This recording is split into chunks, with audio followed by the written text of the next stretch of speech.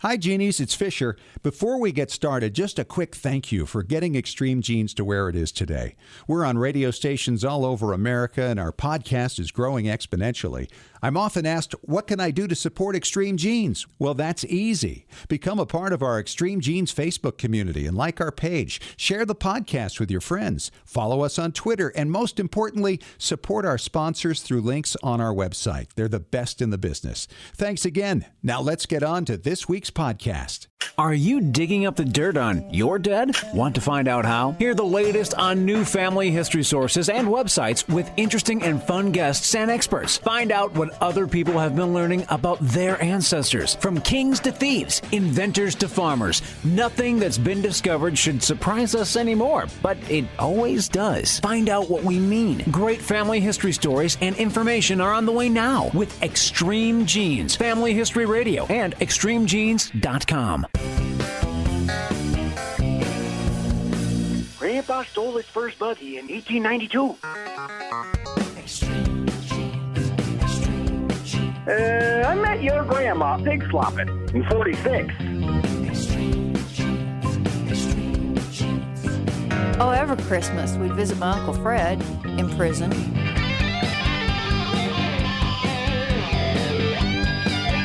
Got to tell you, maybe we should interview Pearl Harbor survivors every week. Hey, it's Fisher, and welcome to Extreme Genes, America's family history show on extremegenes.com, the program where we shake your family tree and watch the nuts fall out. And this past week, of course, after airing our interview with Lou Conter, a lot of people have been flocking to catch the podcast and hear the interview themselves, and it's just been absolutely amazing. David Allen Lambert, the chief genealogist from the New England Historic Genealogical Society and AmericanAncestors.org, is on the line with us right now. You've corresponded with Lou over the years, right, David? I sure have. Lou Conter and a few of the other ones are really kind of the last crew members we have from the Arizona. I mean, there are well over 100 or more known veterans. I mean, we just saw the Pearl Harbor Day event that took place, and a good turnout was there. But, I mean, these guys are an average age of 92, 93 or higher. In fact, I think the oldest one is 103. 103. In California. Unbelievable. And one of the things that I found is after the Pearl Harbor Survivors Association discontinued, there was really no place to kind of get news, and I've been corresponding with these guys for years. So on Facebook, I created a group called Pearl Harbor Survivors Stories and Memorials, which has gone pretty viral. But we have children of the Pearl Harbor veterans and grandchildren posting photos and links to videos and news stories. So it's a great place to continue remembering these guys. I don't think Pearl Harbor will ever leave us and leave our country, which is a great thing. Hey, glad to have you along for the show today. David's going to stick around for an extra segment today, and I'm excited about that, David, talking about getting your kids involved and your grandkids involved in family history. And this is the perfect time of year to be talking about it because there's some great opportunities coming up in the next couple of weeks. Absolutely. And later in the show, we're going to talk to a lady in New Jersey whose fourth great-grandmother had two viewings after she died, 4 years apart. We'll explain what that's all about coming up a little bit later on. But what do you have for us today, David? First of all, I want to congratulate you on the Citizen Excellence Award that you received. Congratulations. Thank you. Yeah. That was kind of a surprise and out of the blue. A couple of weeks ago, they called and said the Sheriff's Department in Davis County, Utah, said, we're going to have an awards banquet at the end of the year. Would you come? We want to present you with a Citizen Excellence Award for finding the next of kin of the murder victim, Teresa Greaves, back in the spring. And it was very humbling, David. Well, well-deserved. I mean, you really did that detective work that no one else had picked up on, and it's definitely justly deserved. Well, I appreciate that. I got to tell you, what was humbling about it is you're at this banquet, and there are these people there and who are detectives and sheriff's deputies, and they bring them up for various awards, and they say, okay, this guy had the biggest meth bust in the history of the state. And this guy over here, he protected this person who was being shot at and went in the line of fire and got in a gunfight. And I'm thinking, oh, and they're giving an award to me? These people are just, true heroes. And so I thank Sheriff Todd Richardson very much for the kind award. It wasn't necessary, but certainly very much appreciated and very humbling, again, to be with so many heroes who protect us, not only here, but throughout the... to be on a radio show with someone who is a hero, so thank you for doing what you did. Oh, stop it. What do you have for us today, David? Well, I'll tell you, the blockbuster movie In the Heart of the Sea came out. Ron Howard directed, based on the book by Nathaniel Philbrick. I don't know if you remember back in September we chatted about the genealogy. Well, the fun part of this is, a lot of friends have been talking about this, is because I did the genealogy for him and connected him to Herman Melville and also to Owen Coffin, one of the sailors on the whaleboat Essex. Now, the fun thing about that is they're all cousins, including cousins with your spouse. Yeah, with my wife, Julie, and you.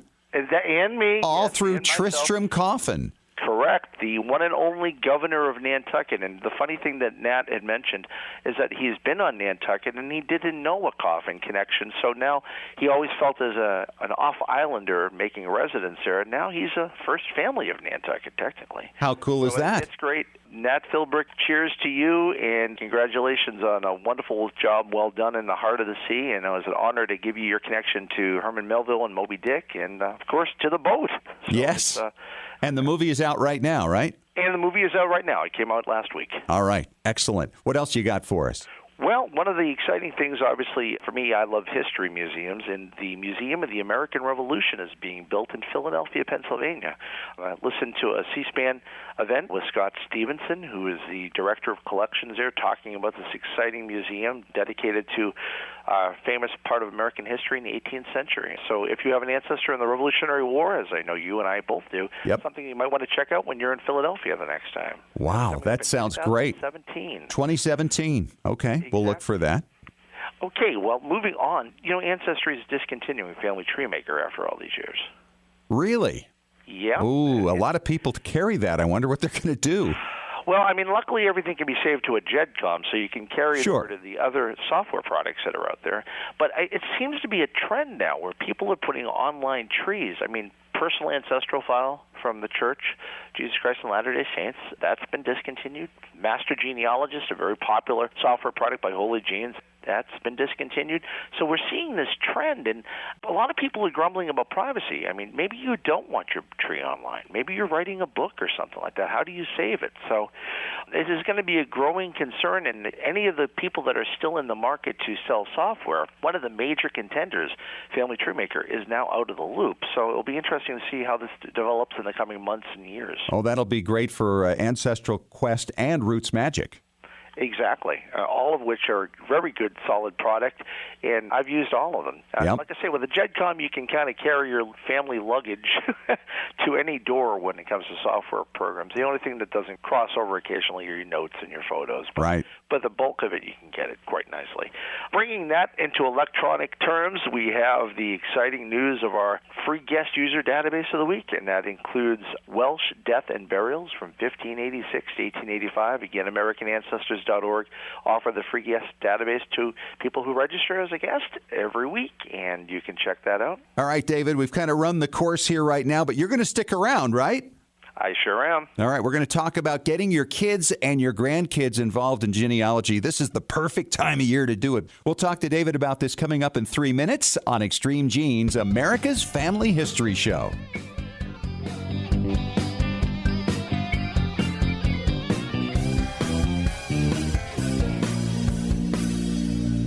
Well, Genies, my personal family history researcher who sends me new information day and night has sent me some incredible new records and newspaper stories lately.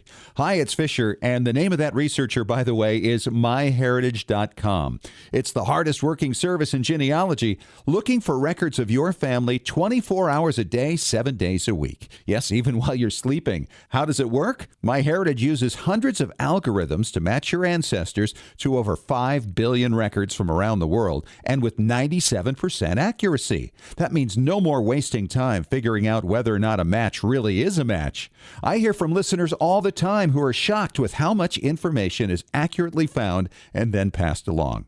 And now MyHeritage will translate your ancestors' names into English or any other language you like from foreign records. In fact, it works with over 40 languages. No one else does this. Whether you're a beginner or seasoned researcher, you need myheritage.com. Extreme Genes is sponsored in part by 23andMe.com, a personalized genetic service that helps you understand what your 23 pairs of chromosomes, your DNA, say about you. 23andMe.com gives you a snapshot view of your DNA with more than 60 detailed reports on your health, traits, and ancestry, plus tools to explore and compare your DNA with family and friends. 23andMe.com is the first and only genetic service available directly to you that includes reports that meet FDA standards. Here's how it works. Order your DNA kit from 23andMe.com. Provide your saliva sample from home and mail it back to a CLIA-certified lab. Then you'll be notified when your reports are ready online. You'll also receive ongoing reports as new genetic discoveries are made and as 23andMe.com is able to clear new reports through the FDA. See why more than 1 million people are experiencing their genetics with 23andMe.com. Order your DNA kit today at 23andMe.com. Hey, earlier this year, I interviewed Nick Baum, the founder of Storyworth, a service that makes it easy to get to know your relatives with weekly stories. And Nick, you guys have come up with a great holiday gift and a treat for Extreme Genes listeners. Tell us about it. Thanks, Scott. We wanted to help people find a really meaningful gift for their family members. And what could be more personal than a beautiful hardcover book filled with family stories? We send your relatives weekly story prompts with questions you've never thought to ask. All they have to do is reply with a story, either by email or by phone. At the end of the year, we compile all their stories into a beautiful printed book. It's a great way to get to know your family better. In fact, I learned about some fun pranks my dad pulled when he was younger. Well, that sounds like it would be easy for even my least tech-savvy relatives. How much is it? A year's worth of stories plus a book is $79. An extra copy start at only $25. Extreme Genes fans, you get 25% off when you go to storyworth.com/extreme. That's storyworth.com/extreme.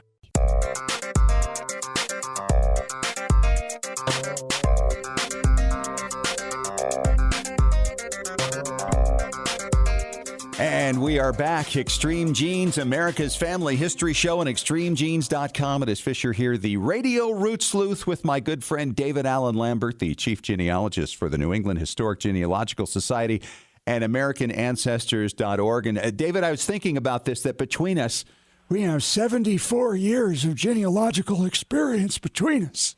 Oh, isn't it amazing? And think all of the things we haven't learned yet. Yeah, right. There's always something new to learn. Well, you know, with that new pill that make me live to be 120, it's giving me that added edge to get some more years of research in. Well, that's the joy of diabetes, right? Oh, if there is a joy of diabetes, knowing that metformin might help me other than help my diabetes is a good thing. Exactly. Now, you started genealogy as a child, and I started in my mid-20s. But as a child, what was it about genealogy and family history that hooked you right away? Funny that you use the word hook. My grandmother had a genealogy book about her dad's family that my uncle had borrowed. And one day when I was home from school, I'm sitting home, and he came in, took his jacket off, and handed me this ancient-looking book. And I'm, of course, curious, 7-year-old, I'm looking at it. And inside was a tin-type photograph.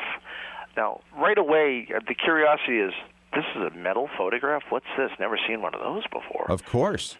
So my grandmother came over and says, oh, that's nice. You see that picture. That's my dad. Well, at 7, I didn't know my 80-year-old grandmother was even a child at any point in her life. At any time, yes. Exactly. Being so innocent at that point in time of my life, I didn't know about death. So, I mean, I'm like, well, where does he live? Yeah.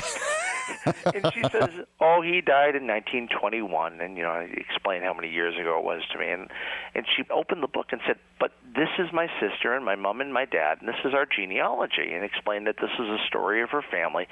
And then right away, because I could read, I said, Nana, I don't see your name in it. And she goes, well, I wasn't born yet.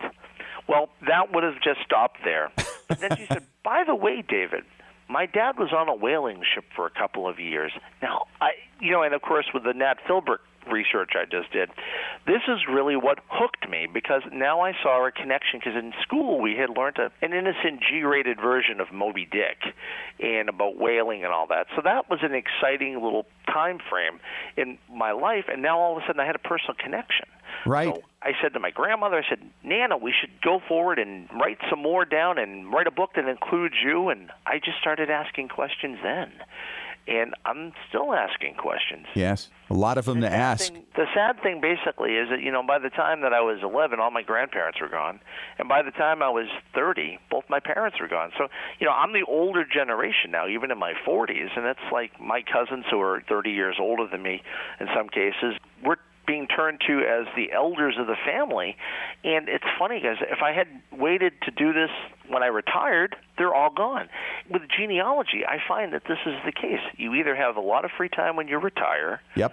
or, for me, it was a kid. I was out there climbing the tree in my backyard, not so much, but I was tracing the one in my living room, and I got a lot of enjoyment out of it. And for me, and this is one of the things I tell parents when they come in with their kids, just last week, an event where we had parents and grandparents bringing their kids and grandkids in so they could come in and try genealogy. We had all sorts of projects and little things for kids to be very interested in genealogy, and it gives them a greater sense of social studies and American history, and for that matter, world history.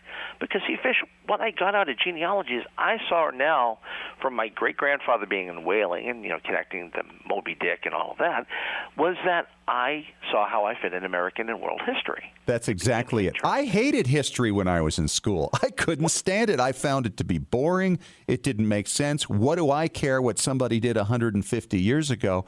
And then all of a sudden, when I started doing this research in my 20s, history became alive, and it has changed my life. And so I'm always telling people the same thing. You have to get your kids involved in interviewing folks before they're gone. And part of the issue is, I think most of us do have family, extended family, older members through our first 20, 25 years. And there's always that sense as a kid or as a young adult that, they're always going to be there because you haven't really lost anybody yet. Correct. And then all of a sudden you start losing them, as I did. I lost my dad at 17. All my grandparents were gone before I was 21. And suddenly it's like, well, who were these people? What did they do? I needed stories. And so I reached out to older cousins and aunts and uncles. And that's where that started to all come together. And I know them all now, all my dead ones, better now than I did when they were alive. I think I know more about my grandparents than my parents knew about their own parents. Yeah. and that's kind of a story for another day. But there's some really interesting things that you dig up. And, sometimes things are better left buried.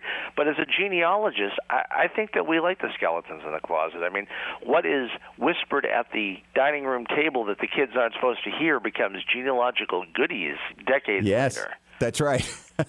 And now with DNA, Uncle Joe really isn't Uncle Joe. It's Uncle Charlie who lives across the street. And you've got enough of those stories exactly. To fill a file cabinet with. Well, let's go through some tips now as to how we can get kids more involved, for parents to help their children become more involved in family history while they're young, because it's a gift that just keeps on giving. It really is. It's a never-ending story. If you have an immigrant ancestor and you can't get records further back, concentrate on telling them the stories, getting the oral traditions down, and writing them down, sharing photograph sessions where you sit down and have the photographs labeled. How many boxes of unknown ancestors every family has? Just like you said, we'll never expect they're going to be gone.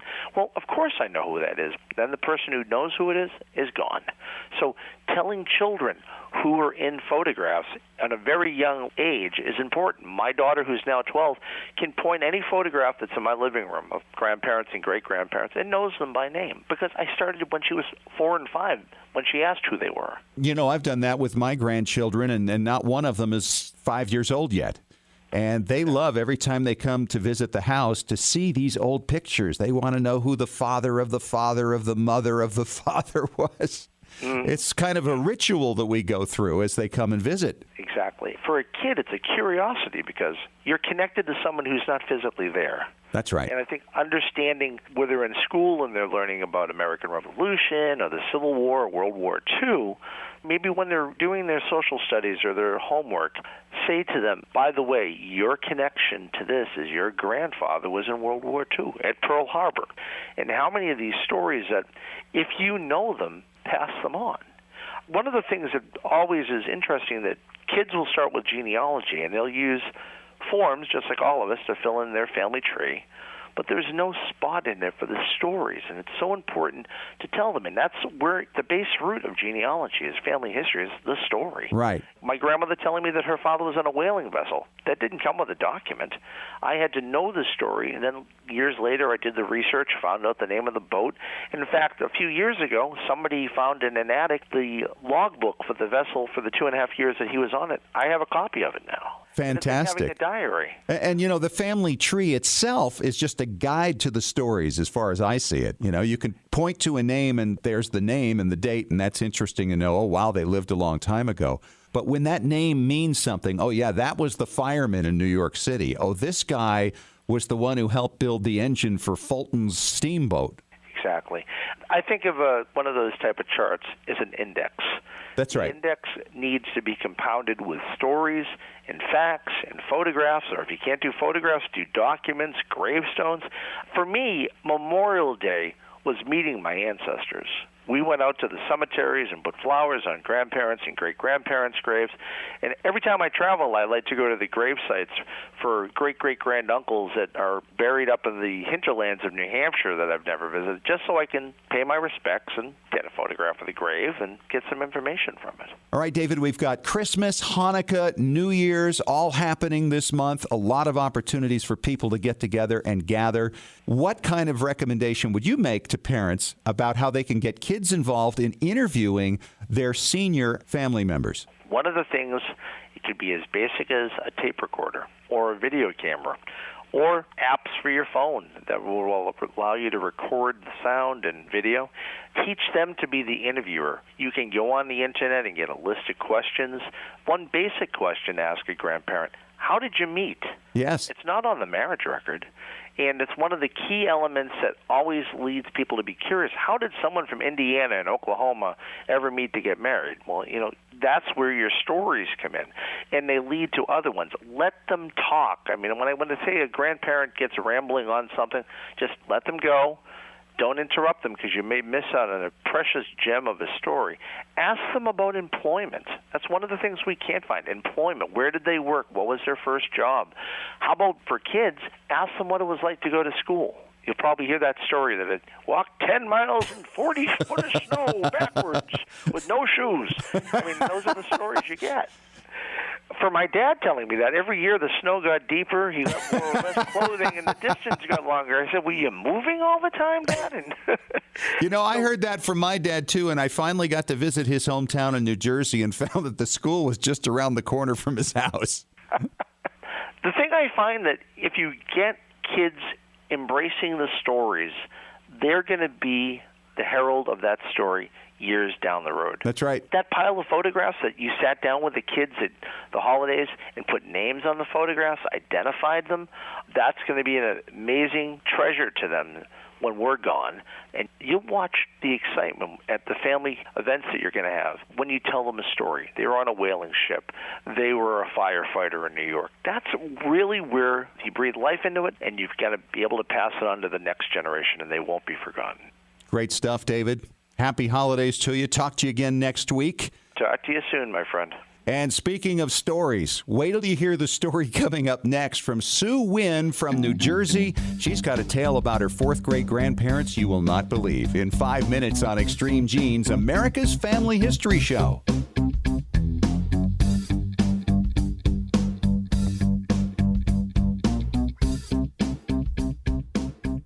Scientific studies have proven that youth who know even a little bit about their family history perform better academically and have a greater sense of personal confidence and stability. Genealogy is its own incredible superpower that arms our children with super strength. But how do you get your child or grandchild interested in studying their family history? That kind of stuff is just for grandmas, right? Not anymore. ZapTheGrandmaGap.com leaps the generation gap in a single bound. Author Janet Hovorka provides you with useful and timely advice on helping the young people in your life become engaged in their own family history. Janet has an entire collection of books to inspire the young and the young at heart in fun, interactive ways. She also offers creative tips and advice on her blog and in her free weekly newsletter.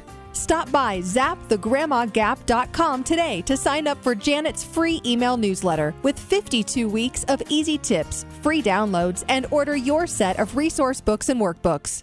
Looking for an easy way to show off your family history and share it with your family? Family Chart Masters offers beautiful custom pedigree art pieces and inexpensive family reunion draft charts in any design or size that fits your needs. With a free consultation at FamilyChartMasters.com, you can get started creating a new family masterpiece. Family Chart Masters has over 11 years of experience in creating and printing family charts. They can print any style of genealogy chart from any genealogy file and can create exactly what you're looking for. You'll work with a specialized and talented consultant whose goal is to make you happy. Decorative charts make fantastic gifts for all occasions. And with Family Chart Masters' option of ordering duplicate charts at half price along with your original purchase at full price, you can afford to give a family heirloom to each member of your family. Contact Family Chart Masters today at FamilyChartMasters.com for your free consultation. Family Chart Masters will give the greatest care to your family history.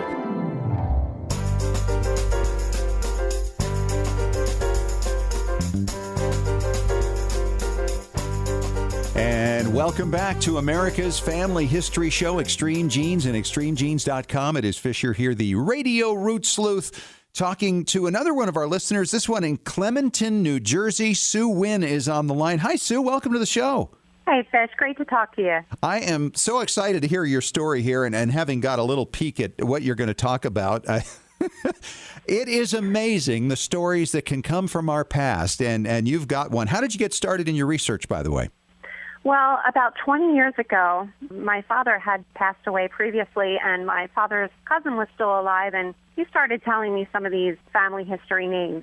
Although he didn't know a lot of the older stories, but he knew some names. And it was about 15 years ago, because I'm a Jersey girl, been here most of my life, I said to my husband, why don't we go try to see if we can find some of these gravestones down in Mullica Hill.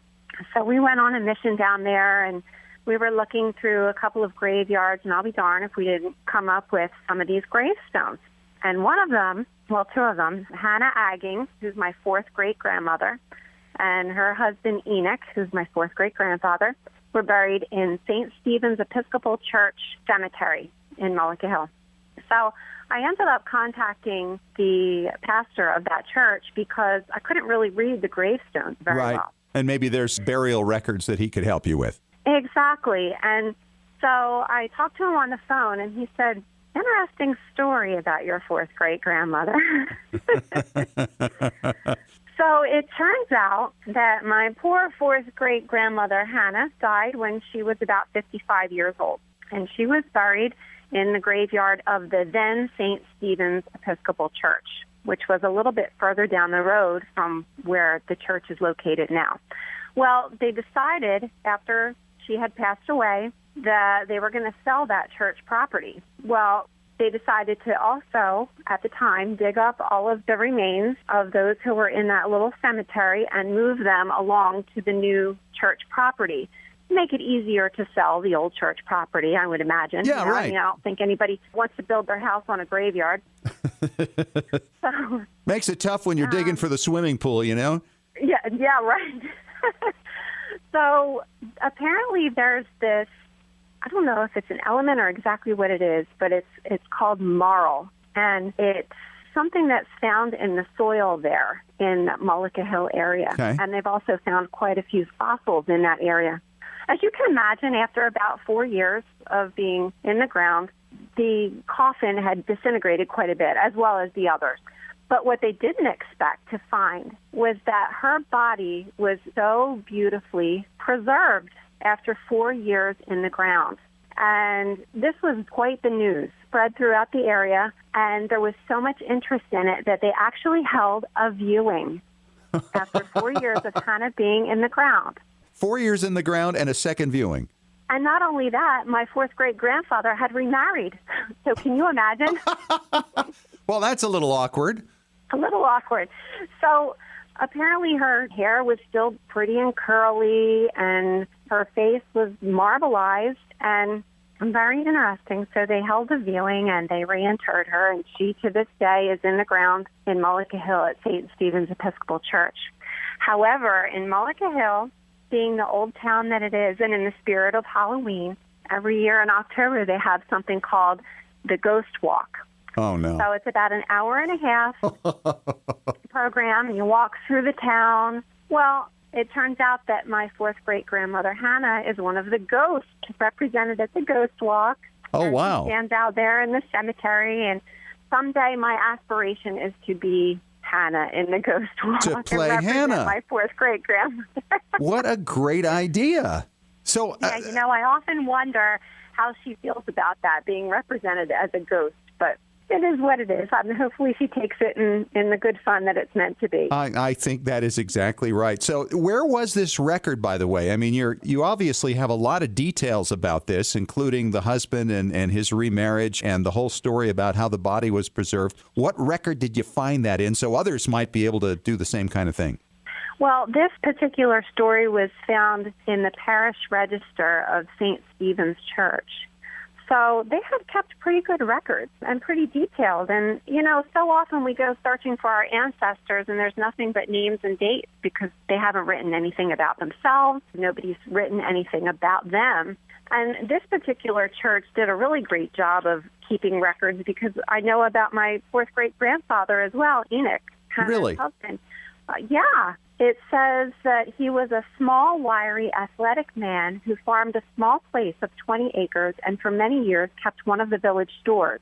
He was a most estimable man and respected by all who knew him, was a man of sterling worth in every way, of a gentle, kindly disposition, and left a memory that is lovingly cherished by all who knew him. And he was the vestryman and warden of that church and one of the originators of the parish. So they wrote about him as well. So this was all in church records. Well, that's an exceptional church record, though, nonetheless. I mean, I don't want to give the impression to people that you're going to find records like this everywhere you go. In fact, if you find out who the historian was who recorded those things, you ought to put a flower on his grave because he did a great job. Yeah, I agree. And, I feel this connection to Hannah and Enoch because of those little excerpts of things from their lives, and I know about them now. Right, it's a beautiful thing. Do you know anything about Hannah's life? I mean, you know about her death and what happened afterwards, but have you actually learned anything about her life? Well, that is the sad thing. I really don't know a lot of details about her life. And I'm curious and would love to know. I mean, I know a little bit about her husband. I know where they lived. Right across the street from the church, there's a house, and it has a plaque on it. It says the Enoch Aggings home. But no, I mean, the only thing that I really know about them is that they had a couple of children that passed away when they were very young because they are buried with Hannah. One was about 18 months old, the other about 2 years old. And they obviously had my third great-grandfather, right, Charles, whom I descend from. Don't you think that a lot of the women in the households from back in those times were actually defined by the family, obviously? Yes, I'm sure they were. So knowing what I know about Enoch, I'm assuming that she also was a lovely woman. Yeah, similar nature, exactly. All right, so where are you going from now with all this? Gosh, I'm hoping to go further back. Now, there is a gentleman by the name of Hugh Agging who lived right next door to Enoch, and I'm guessing Hannah as well. And he has a Revolutionary War pension. So my next goal is to try to link those two for sure as father and son. And who knows, maybe my daughters and I can join the DAR. So what records have you checked to try to link Hugh to Enoch? Well, one of the things that I looked at the Gloucester County Historical Society was land records. And from that, I knew that Hugh and Enoch had lived next door to one another. But other than that, I just have not been able to find anything. There's got to be a will for him someplace. No, I have not gotten that far yet. You might also want to look into letters of administration. Also, go to Fold 3, look into his military records. Often the military records will contain a family Bible record or a family Bible page that could list all the names of the people in the family and pretty much give you the relationship as well. Yeah, that's a great idea because he did. He was a Revolutionary War pensioner, so would love to make that connection. Well, and to have the pension, you might also see some name patterns come up, unusual names. Perhaps his father was Enoch as well. That would give you a good, strong hint. And certainly being right next door, I think you're right. You know what you've got to do, and you know what the relationship likely is. Yeah, that's a great tip, Fish. All right. I'll definitely follow through with that. Well, great talking to you, Sue Wynn from Clementon, New Jersey. And what a story about your fourth great-grandmother, Hannah. Good luck. I do hope you get into the Halloween thing, getting the opportunity to portray her. I think it would be a blast. I think it'd be a lot of fun, too. And coming up next, Tom Perry, our preservation authority from tmcplace.com on Extreme Genes, America's Family History Show.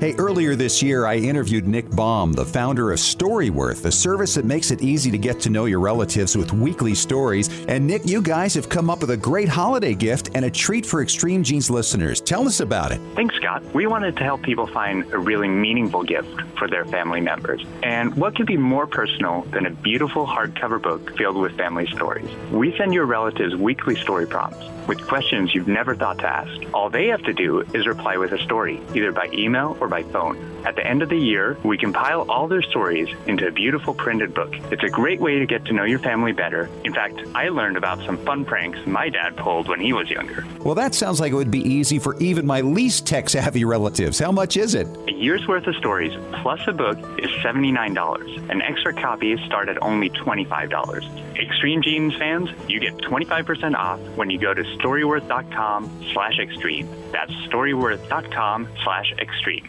Extreme Genes is sponsored in part by 23andMe.com, a personalized genetic service that helps you understand what your 23 pairs of chromosomes, your DNA, say about you. 23andMe.com gives you a snapshot view of your DNA with more than 60 detailed reports on your health, traits, and ancestry, plus tools to explore and compare your DNA with family and friends. 23andMe.com is the first and only genetic service available directly to you that includes reports that meet FDA standards. Here's how it works. Order your DNA kit from 23andMe.com. Provide your saliva sample from home and mail it back to a CLIA-certified lab. Then you'll be notified when your reports are ready online. You'll also receive ongoing reports as new genetic discoveries are made and as 23andMe.com is able to clear new reports through the FDA. See why more than 1 million people are experiencing their genetics with 23andMe.com. Order your DNA kit today at 23andMe.com. Here it comes, the 6th annual RootsTech Conference in Salt Lake City, Utah, February 3rd through 6, 2016, at the Salt Palace Convention Center. The conference, hosted by Family Search International, is the largest family history and technology conference in the world.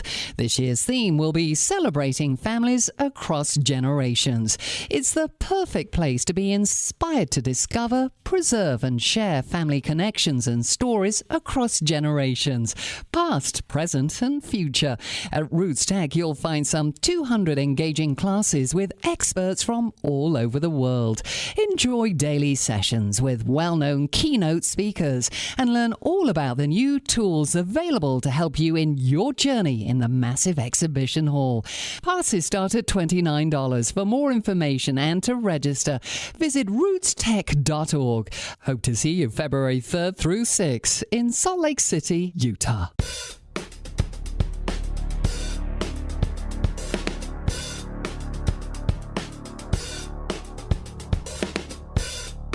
It is preservation time on Extreme Genes, America's Family History Show on extremegenes.com. And we do this every week where we go through some of your questions. And we also mine the great mind of Tom Perry from tmcplace.com, our preservation authority. Hi, Tom. How are you? Is that a different Tom Perry that you're speaking of?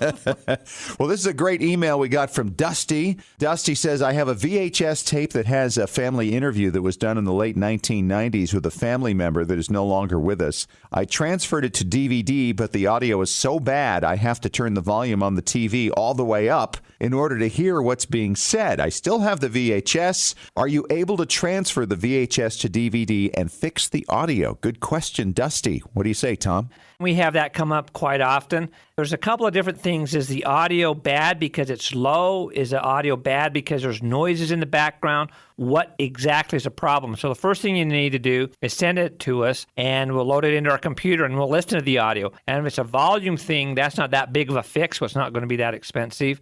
If it's something really bad, like there's pigs oinking in the background or refrigerators humming, then what we have to do is we have to write what we call an algorithm, which basically finds those tones and pulls them out. And then if it's consistent through the entire tape, we just set up the algorithm, run the audio through it, and then it's pretty much gone. Now, those algorithms, I take it, do not hit the same frequency as the human voice, right? Exactly. That's where you have to be so careful. If you just look at the part that's bad and do an algorithm to remove that, and where it crosses the human voice, you're going to have a lot of problems. A lot of sounds are either below or above the normal human voice, or even people are talking. Because if you're talking about somebody their interview is almost kind of monotone, then it's really easy because they have such a small range in their voice.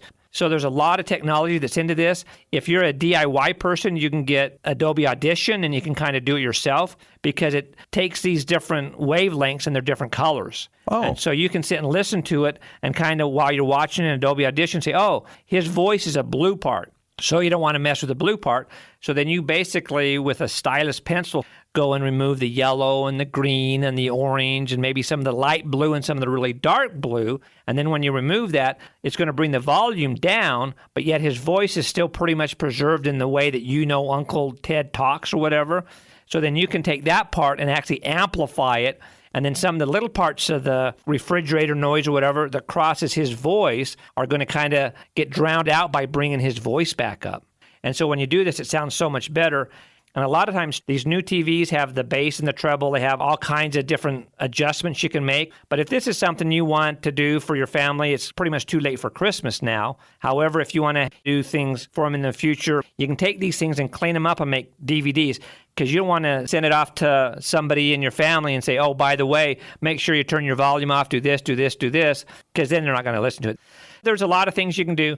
And like the cost, as he mentioned, it depends on the length of the tape. If it's a long one, it's usually about $25. And to actually do the transfer and then the audio, we're guessing it's a simple thing, like a volume thing. So it's probably going to take about 15 minutes to do it, so about $25, so $50 for the whole transfer. And that's typical of places throughout the country? Yeah, just about any place you go, that's about what they're going to charge you walk-in place. Most people are pretty flexible with what they're doing and pretty compatible with prices. If you ever run into somebody, and I have people complain about this all the time, you see people on the internet that's doing something that's like half price of everybody else. The person knows what his work is worth, so be really, really careful. Read the reviews on the internet and see what people have said, if they're happy with them, if they're not happy with them, and that'll help a lot. Unless you're on such a tight budget, it's like, hey, I have to do it at this cheap rate or I don't get it done. It's better to do it at the cheap rate than not do it. However, always remember, keep your tapes, keep your video, keep your film, keep everything. Don't throw it away. Coming up in the next segment, we can teach you how to have your unborn children and all other relatives love family history. You'll start a whole new generation of people that love family history. All right, coming up in 3 minutes on Extreme Genes, America's Family History Show.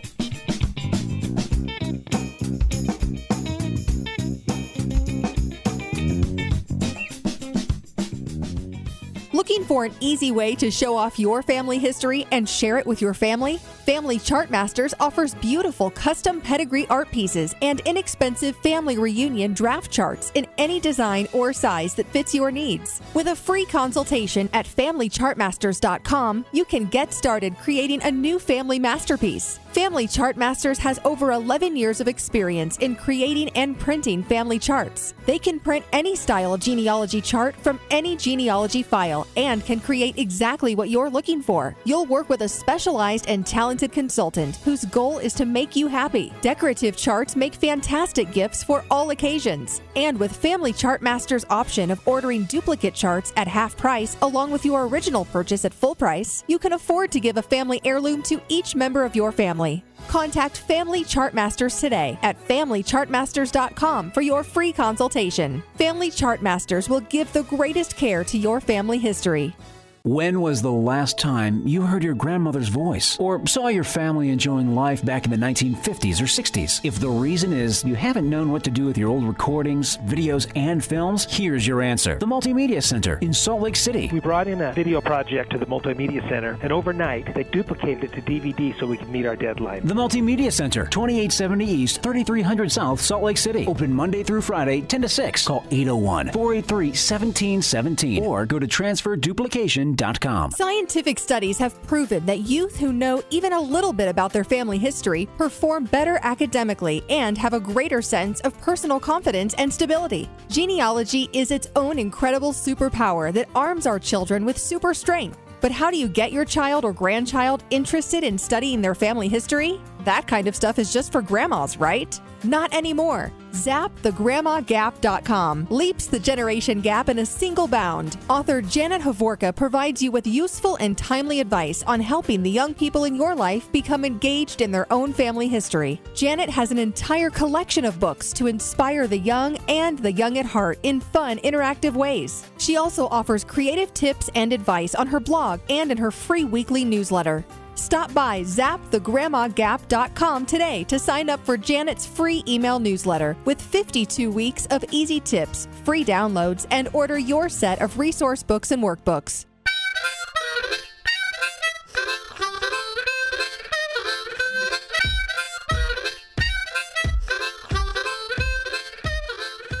And we are back. Extreme Genes, America's family history show, and extremegenes.com. Fisher here, the Radio Root Sleuth. It's our final segment with Tom Perry from tmcplace.com, our preservation authority. Now, Tom, you were talking before the break about how we can get future generations of unborn children and grandchildren to love family history forever. What do you got? This is back to the science thing, like we talked about quantum physics a few shows ago about how to store your stuff on the cloud to make sure it's taken care of and it's not taken by other people and have access to it. Well, this is something really, really new that scientists are now able to do. You know how your genes work. If you have blonde hair, your husband has dark hair, blue eyes, green eyes. Some of your kids will be blonde, some will have blue eyes. It's just kind of a random thing. Exactly. Okay. But with the master gene, if you go and change the sequence in that, it's permanent. For instance, fruit flies, which is what they always start with because they're easy to breed and change and nobody their DNA. Gets mad about them. Exactly. And they breed so fast you can get a new generation a couple times a week. Yeah. So what they did is they went and took black fruit flies and they put a blonde sequence in the master DNA. And so every single one of their offspring were blonde. There's no blacks at all, 100% blonde. So if we take this same thing with us and put the family history gene into it. Now, wait a minute. No. We're going to program it into everybody that they're going to preserve and share and discover? Exactly. Stop it. You don't have to worry about anybody losing your stuff down the road. Everybody's going to have it. It's going to be wonderful. Yeah, move on. What do you have? The next thing I want to talk about, we've talked about 3D printing before. Yes. And the biggest problem people have with 3D printing is it's really, really slow. And we've talked about family heirlooms, so you can take them and make 3D copies of it so everybody has a pseudo copy of what it was. Right. But they're slow, they're cumbersome, etc. Well, there's a new one that they're working on right now that works out of a polymer type thing. So what happens is it has this liquid polymer that the 3D printer actually goes down inside the polymer. And as it pulls it out, there's kind of like a photo, a picture that is done with light and oxygen. The light and the oxygen mixing with this polymer causes it to harden and liquefy and harden and liquefy as it's coming out of the vat. It's almost like sci-fi. Like you see this human form come out of this liquid mess. This is exactly how this 3D printer works. It pulls up this polymer and it zaps it with this light from this photograph that's in the vat and says, okay, this goes here, this goes here, this goes here. So it's so much faster and it's a lot better. Once the form comes out, all you do is basically hose it off and it's ready to rock and roll. You don't have to get down and sand it. It is absolutely incredible. How much faster? Over 100 times faster. Whoa. They're going to be expensive. However, they're working with different businesses that this will be a part of their cash, so to speak. So we could have one of these in our place. People could bring in an old watch, any kind of an heirloom, and we could actually photograph it, put it in the vat, and they could pick it up next day. That's insane. So many times when somebody dies in your family and everybody wants this, well, with something like this, we can actually take it and make you another pocket watch, make you whatever. It won't be functional. However, it'd be a replica of the original one, and you could go in and paint it, do all kinds of cool things with it. It's just absolutely amazing. Because like I say, one of the biggest problems with the old kind, say you're making a round ball, it's not perfect. You're going to have to kind of sand it down because it takes out these strips, turns them into liquid, forms them really, really slow, doing one layer at a time. Where this one, as the thing's coming out of the vat, it's just shooting it with oxygen and with light. And if you want some more information, get the latest copy of Popular Mechanics. Super fun stuff. All right, interesting. Boy, where are we going as we approach 2016? The mad scientist. Great stuff. Thanks, Tom. Thanks for having me. That's what we call in the biz a wrap. Thanks once again to David Allen Lambert from the New England Historic Genealogical Society for Doing an extra segment today talking about kids and how to get them involved in family history over the holidays. Also to New Jersey's Sue Wynn talking about her fourth great grandmother who had 2 viewings after she died 4 years apart. If you missed it, catch the podcast. Talk to you next week. And remember, as far as everyone knows, we're a nice, normal family.